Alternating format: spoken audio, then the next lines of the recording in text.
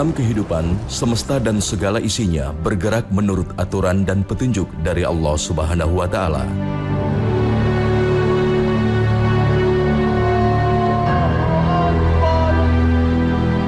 Begitupun segala gerak-gerik manusia yang telah mendapat arahan dari Sang Maha Pencipta. Namun sebagai umat yang mengimani kekuasaan Allah, petunjuk bagi manusia tak hanya berupa tuntunan dalam menjalani hidup. Yang perlu disadari adalah pentingnya mendapat petunjuk atau hidayah dari Allah Subhanahu wa Ta'ala, agar kita senantiasa berada di dalam jalan kebenaran. Hidayah yang akan membawa pada kehidupan akhirat nan kekal abadi. Maka disinilah manusia harus senantiasa berusaha agar ia tetap berada di dalam hidayah atau petunjuk Allah Subhanahu wa Ta'ala.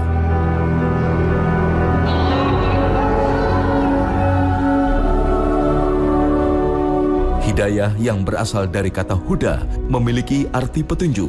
Merujuk dari Al-Quranul Karim, Imam Ibnu Qayyim menerjemahkan makna hidayah menjadi beberapa arti. Ada hidayah dalam arti petunjuk Allah untuk setiap makhluk. Setiap makhluk, tidak berhubungan dengan iman, tidak berhubungan dengan kafir seseorang. Di mana Allah Subhanahu wa Ta'ala berfirman, "Alladzi a'ta kulla syai'in khalqahu tsumma hada." Dialah Allah yang memberikan kepada setiap makhluk bentuk penciptaannya, kemudian Allah yang memberikan petunjuknya.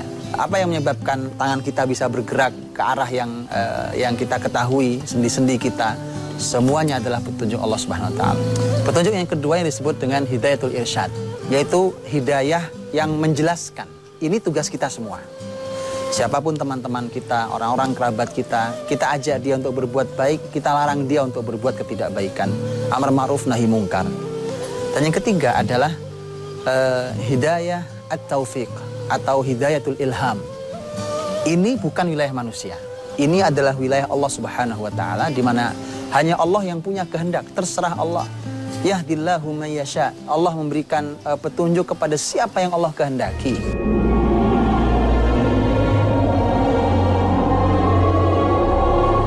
Di dalam catatan sejarah Islam, Allah Subhanahu wa Ta'ala telah memberikan berbagai kisah datangnya hidayah pada umat manusia agar dapat dipetik pelajarannya.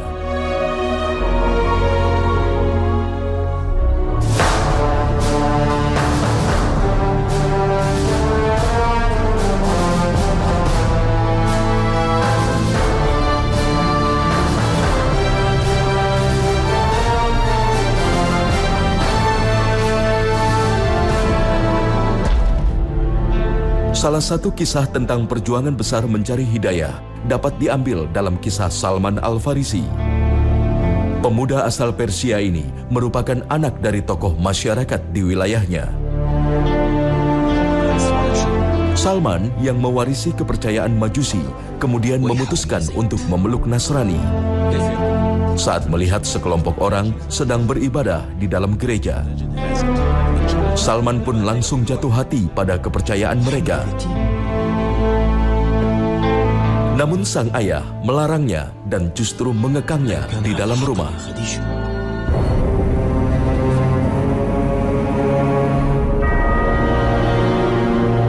Hingga akhirnya Salman dapat membebaskan diri dan pergi menuju Syam untuk tinggal bersama ahli agama di sana.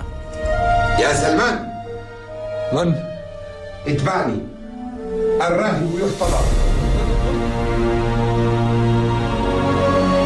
Begitu sang ahli agama wafat, ia lalu mencari rahib lain di kota Mosul, Irak, agar dapat hidup bersama ahli ibadah.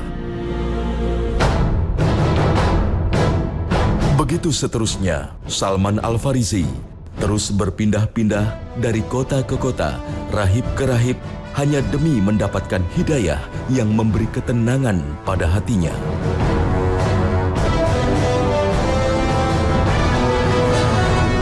Saat di Romawi, Salman mendapatkan informasi dari seorang rahib bahwa seorang nabi akan lahir di Jazirah Arab. Ya'kulul hadiyata wa la ya'kulus sadaqah. Wa baina katifayhi khatamun nubuwwah. فإن استطعت أن تلحق بتلك البلاد.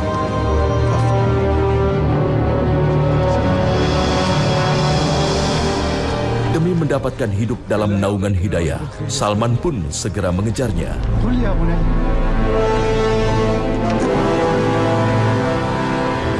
Bahkan hingga statusnya berganti menjadi budak, tak lantas mengecilkan niat Salman untuk dapat menjumpai Nabi.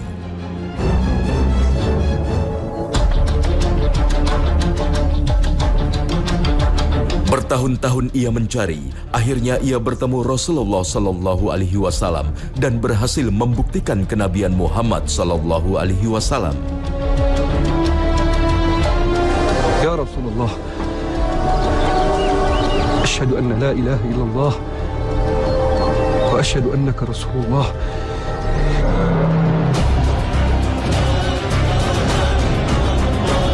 Masa pencariannya telah berubah menjadi masa-masa jihad dan perjuangan dalam membela Islam.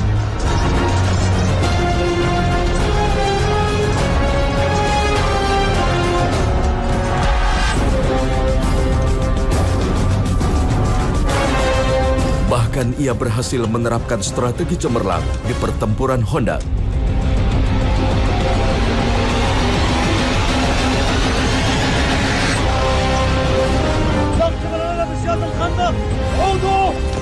Perjalanan melelahkan dari sebuah negeri ke negeri yang lain, bahkan sampai dia harus ridho, rela menjadi budak. Tapi ketika tebusannya adalah dia mendapatkan hidayah, maka semua pengorbanan itu tidak ada artinya. Maka kalau kita merasa lelah dalam upaya menjadi orang baik, maka ingatlah kisah Salman ini, karena kita belum selelah Salman. Perjalanan kita mencari hidayah tidak sepanjang Salman.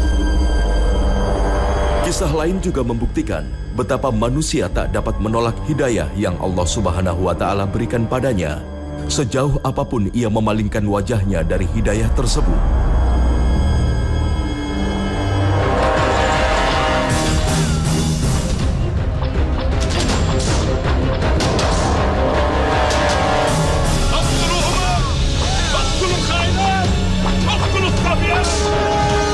Seperti Ikrimah bin Abu Jahal, putra tokoh bengis Quraisy ini mewarisi kebencian terhadap Islam dari ayahnya.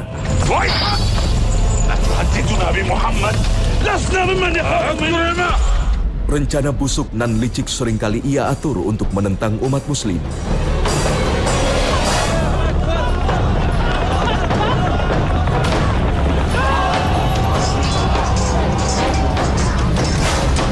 Namun Allah Subhanahu wa Ta'ala telah berkehendak Islam akan memeluk kejayaannya.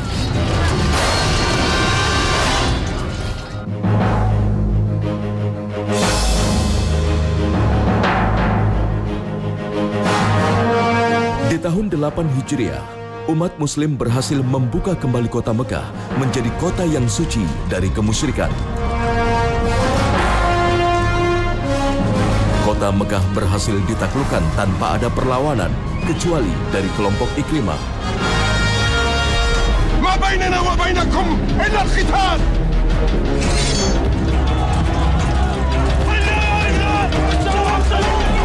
Ia nekat melawan pasukan muslimin meski tidak memungkinkan untuk menang.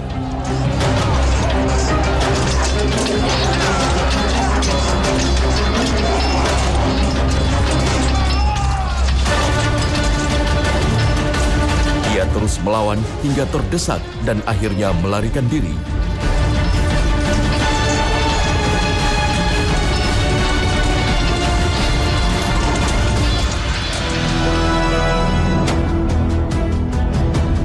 Rasulullah Shallallahu Alaihi Wasallam pun mengumumkan nama-nama pembangkang yang halal untuk dibunuh.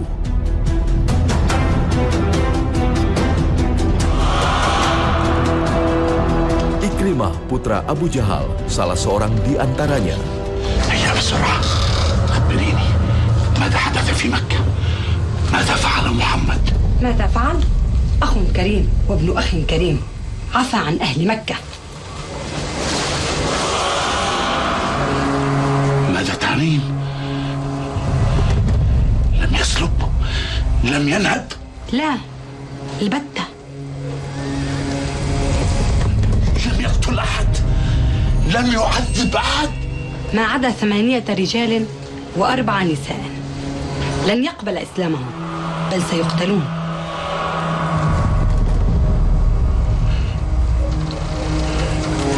يقتلون؟ ومن هم؟ أنت على رأسهم. Mengetahui hal itu, Ikrimah pun memutuskan keluar dari kota Mekah. Meski ia tahu Rasulullah Shallallahu Alaihi Wasallam akan memaafkannya jika dia menjadi Muslim, ia tak rela dan lebih memilih untuk keluar dari kota Mekah.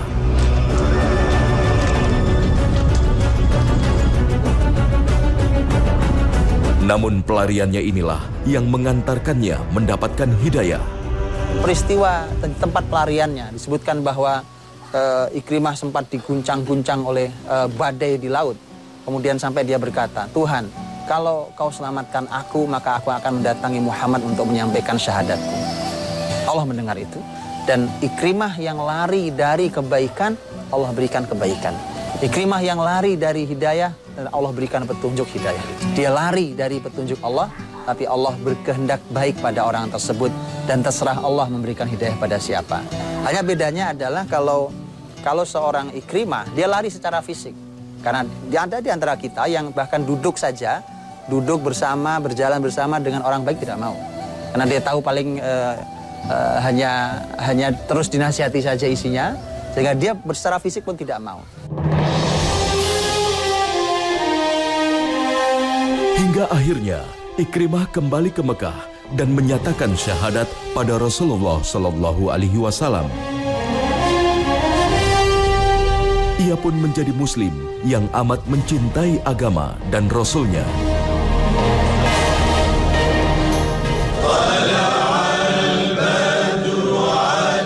Sedekat apapun manusia dengan sumber hidayah, tak lantas menjamin bahwa ia pasti mendapat hidayah. Hidayah menjadi kuasa Allah Subhanahu wa Ta'ala yang akan diberikan pada siapa yang Allah kehendaki.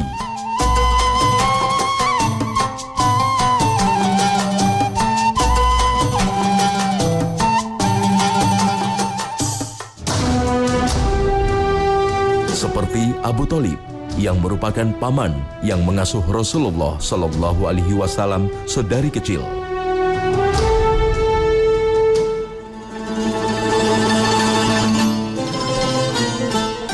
Abu Thalib begitu mencintai Muhammad Sallallahu Alaihi Wasallam melebihi cintanya pada anak-anaknya sendiri.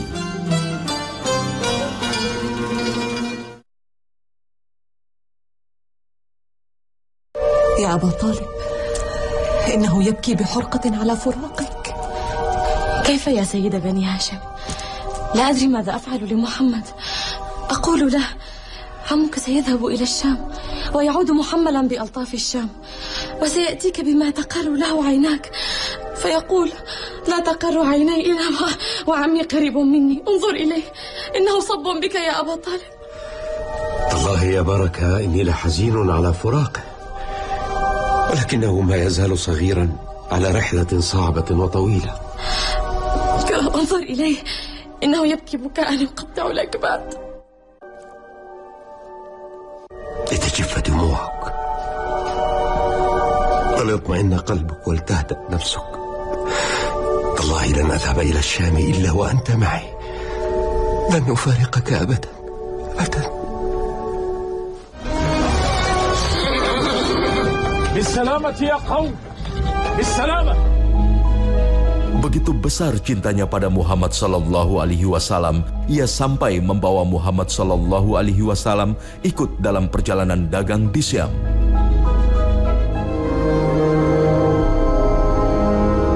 Kecintaannya pada sang keponakan tak berubah saat Muhammad Sallallahu Alaihi Wasallam mengumumkan kenabiannya. تريد أن تغير عليكم بأن لا إله إلا الله. Abu Thalib enggan menerima Islam sebagai keyakinannya, namun tetap teguh membela sang keponakan, Rasulullah Shallallahu Alaihi Wasallam dan umat Muslim lainnya. لا أرى مفارقة ما وجدت آبائي عليه، ولكن والله لا يخلص إليك بشر تكرهه ما بقيت حيا. Meski kala itu ia harus mendapatkan cemooh dan perlawanan dari teman-teman seperjuangannya.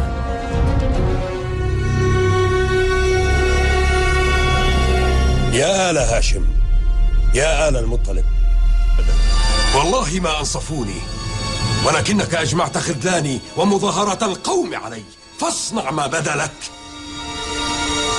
يا آل هاشم يا بني المطلب وأحلافهم ومواليهم، أنا أبو طالب لقد منعت محمدا ابن أخي فلا يخلص إليه ما يكرهه أو أموت دون ذلك. Abu Thalib dengan perjuangan itu ternyata tidak mendapatkan hidayah. Di mana masalahnya? Kalau Abu Lahab memang orang yang jahat dan wajar dia tidak mendapat hidayah, kenapa orang baik ini juga tidak dapat hidayah? Maka yang harus kita ketahui adalah bahwa karena pertama yang dilakukan oleh Abu Thalib adalah murni karena dia membantu keponakannya, bukan dalam rangka mencari kebaikan atau dalam rangka menemukan kebenaran. Dia hanya membantu Muhammad karena ponakannya, bukan karena Muhammad SAW, bukan dalam rangka dia sedang mencoba memilah apakah ponakan saya membawa kebenaran atau tidak. Bukan itu. Ia pun rela menjadi orang yang diboikot bersama muslim lainnya.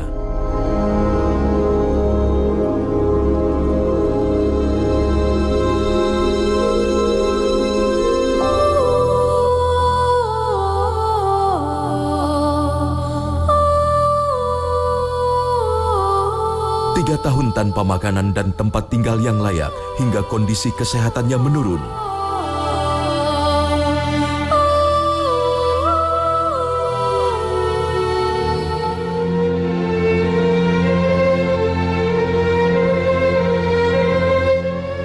Dan saat mendekati ajalnya, Rasulullah Shallallahu Alaihi Wasallam yang amat mencintai Abu Thalib membimbing sang paman agar mau memeluk Islam. Namun, hidayah tidak Allah hembuskan pada Abu Thalib hingga ajal menjemputnya. Abu Thalib sendiri yang mengatakan, ponakanku, apa nanti kata masyarakatmu kalau di ujung hidupnya ini pamanmu mengikuti agamamu? Dan yang memancing kalimat Abu Thalib keluar adalah kalimat Abu Jahal yang mengatakan, atarghab an millati Abdul Muttalib. Apakah kamu, wahai Abu Thalib, benci pada agama Abdul Muttalib? Abdul Muttalib bapaknya. Dan Abu Thalib orang yang sangat taat pada orang tuanya, pada bapaknya, pada Abdul Muttalib. Maka ini pelajaran yang kedua, bahwa yang satu adalah masalah gengsi. Apa kata orang? Apa kata teman saya? Jangan-jangan saya kehilangan teman-teman saya kehilangan komunitas saya tidak diterima di keluarga saya. Ini hati-hati, ini bisa menghalangi datangnya hidayah Allah Subhanahu wa taala. Seperti Abu Thalib. Itulah mengapa dalam Al-Qur'an Allah Subhanahu wa taala mengingatkan berkali-kali tentang masalah nenek moyang itu. Karena orang-orang yang tidak beriman itu mereka selalu berkata bahwa inilah yang kami jumpai dari nenek moyang kami. Maka Allah jawab, awalau kana aba'uhum la yaqiluna syai'an wa la yahtadun.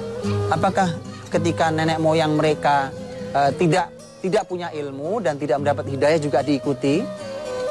Jadi kita bukan memerangi nenek moyang, tetapi ketika nenek moyang itu salah, kita katakan salah. Ketika nenek moyang itu kafir, kita katakan kafir. Ketika nenek moyang itu musyrik, kita katakan musyrik. Jadi jangan hanya sekedar mengatakan melestarikan nenek moyang, ajaran atau budaya nenek moyang.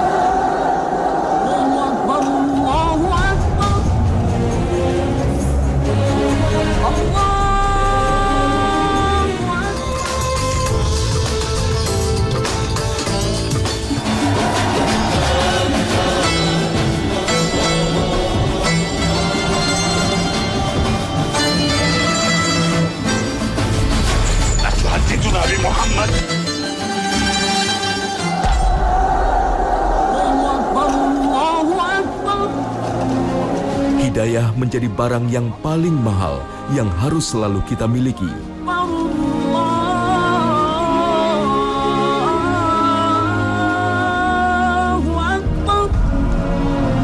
Tanpa hidayah dari Allah Subhanahu wa taala, hidup manusia di dunia tidak lagi memiliki arti. Untuk itulah Rasulullah Shallallahu Alaihi Wasallam mengajarkan umatnya untuk melembutkan hati agar mudah menerima hidayah. Rasulullah Shallallahu Alaihi Wasallam juga mengajarkan doa agar umatnya senantiasa berada dalam naungan hidayah Allah Subhanahu wa Ta'ala.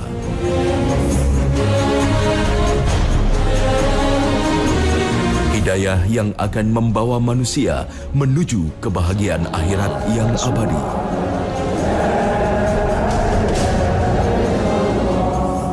Dan inilah yang kita sampaikan dalam doa-doa kita. Rabbana la tuzigh qulubana ba'da idh hadaitana wa hab lana min ladunka rahmah innaka antal wahhab. Ya Allah, jangan kau gelincirkan lagi hati kami ini setelah kau berikan pada kami hidayah. Ya Allah, kami tidak mau keluar lagi dari hidayah kebaikan ini. Kami telah menjadi orang baik, kau telah tunjukkan jalan pada kami, maka jangan kau gelincirkan lagi kami pada dosa-dosa itu. Anugerahkan pada kami dari sisimu rahmat, semuanya engkau maha pemberi. Maka hidayah adalah barang yang paling mahal dalam hidup kita. Hitunglah kita tidak memiliki yang lain, asal kita adalah seorang mukmin, kita adalah mendapatkan hidayah, maka ini paling mahal dibandingkan semua yang ada. Dan apalah artinya semua kekayaan yang ada, semua dunia ini tanpa orang mendapatkan petunjuk kebaikan dari Allah Subhanahu wa Ta'ala.